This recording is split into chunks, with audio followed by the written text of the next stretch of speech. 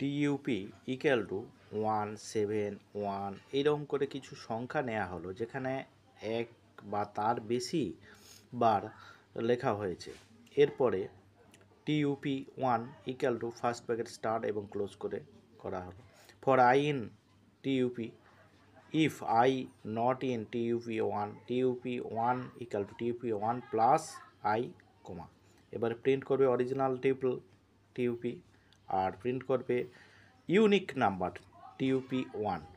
দেখে নাও ভালো করে, এখানে টিউপল ব্যবহার করা হয়েছে যেখানে একবার বা তার বেশি সংখ্যা নেওয়া হয়েছে এবং সেখান থেকে বেছে ইউনিক নাম্বার বার করবে টিউপলের সাহায্যে। রান করছি, দেখো রান করলাম।